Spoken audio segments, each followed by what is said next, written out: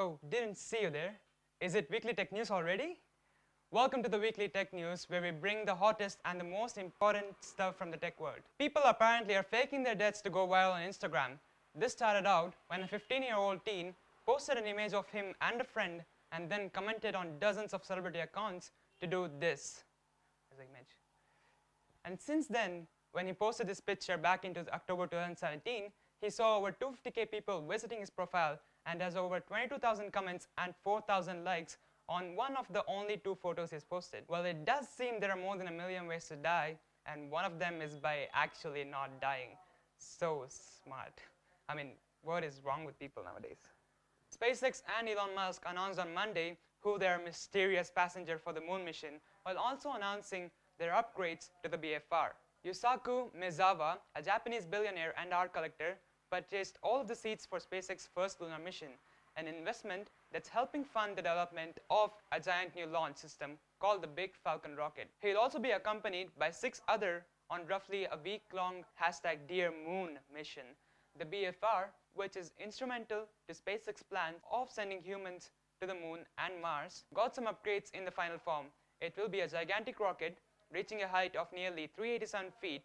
It will also be powered by 31 main Raptor engines, a new SpaceX design that can provide combined 5,400 tons of thrust, and it will also be able to comfortably carry up to 100 passengers. The first trip to the moon will be in 2023, and Musk also teased that the entire mission will be streamed in high-definition VR, so that people can actually feel the experience, like literally. And that's a long time away, and guess who's already excited? Germany on Monday rolled out the world's first hydrogen-powered train, signaling the start of a push to challenge the might of polluting diesel trains with costlier but more eco-friendly technology. 2 bright blue Cordilla Ilnet trains built by French TGV maker Alstom began running a 100-kilometer 62-mile route between the towns and cities of Cuxhaven, Bremhaverde and Buxten in northern Germany. I mean, Germans. A stretch normally plied by diesel trains, it plans to deliver another 14 of the zero-emission trains to Lower Saxony state by 2021, with other German states also expressing an interest. Hydrogen trains are equipped with fuel cells that produce electricity through a combination of hydrogen and oxygen, a process that relieves steam and water as the only emissions. Excess energy is stored in the lithium-ion batteries on board the train. The Cordilla Ilnet trains can run up to around 1,000 kilometers. Excellencia! Okay, I was trying to speak German, but I'm not great at it. I mean, great innovation though. Samsung has officially entered the 3-camera fray. The company announced the Galaxy A7 phone day before for Europe and Asia, a mid-range device that features a unique 3-camera setup on the back. It includes a 24-megapixel sensor with autofocus, a 5-megapixel depth lens, which is used for bokeh effect, and also an 8-megapixel wide-angle lens that can capture up to 120 degrees field of view. The setup should also cover all the shots you'd probably want to take with your smartphone. The phone has a 6-inch Full HD Plus Super AMOLED display, a 3300 mAh battery, an octa-core 2.2 GHz chipset, and up to 6 gigs of RAM and 128 gigs of expandable storage. It will be running Android Oreo, although we don't have any information on pricing of the phone, but it will be released on October 11th. The company has also teased this and sent invites to a new event on the same date, touting it will be 4x the fun. I mean, whatever that means. Although the Samsung fanboys, though, are pretty excited for the event, keeping their fingers crossed for the long-awaited foldable phone, or the phone with 4 cameras, probably. I personally think phones are getting ugly to look at with more cameras.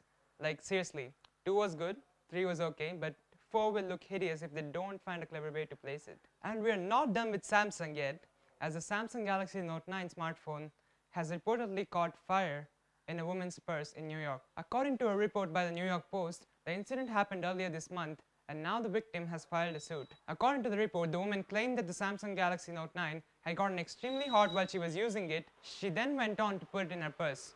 Soon after that, she heard a weird noise from her bag, which she described as whistling and screeching sounds. This was followed by a thick smoke coming out of her purse. Honestly, I'm not surprised considering the history between Samsung and blasting phones. I just hope they don't get into the same Note 7 meme situation again.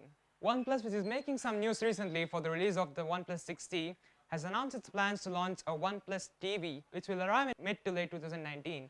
It has also given its fans the opportunity to name the product as a contest on their forum to which the link is in the description below. Looks like everyone is jumping to that piece of pie that Xiaomi just took from the TV market.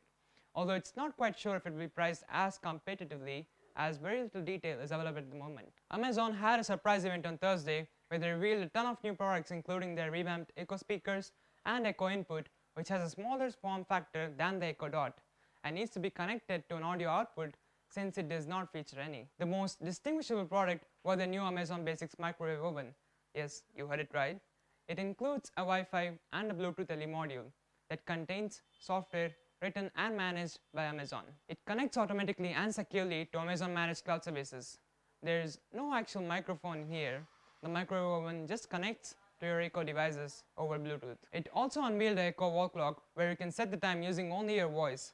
It also launched more products like the Audio Link, which is a multi-room audio solution with Alexa, and a Fire TV, which will now feature a DTH-like connection, which will allow you to watch, record, replay free over-the-air programs to any Fire TV, Echo Show, and any compatible Fire tablet and mobile devices. Finally, Google has released the Family Library program in India and other Asian countries, which is only available in a few countries till now. This will allow up to 6 family members to share purchases made on games, apps, movies, and books with 5 other members. You can access it by going to the menu and account section and signing up for a family library. Google's Family Link app has also gone live in Asian countries to ensure safety of online children's activity. This app will allow parents to keep an eye on their children's online activity. The Family Link app will also let to enforce certain rules for the amount of time their children spend on the smartphone and the type of apps and games they will be allowed to download. I mean, kids these days are getting into a lot of unnecessary trouble on the internet. So, thank you, Google, I suppose. Well, next up, we gotta end the show, unfortunately. But we will be back with more tech news. And until then, hit that like, subscribe, and comment, and do some stuff. But whatever you do, never forget.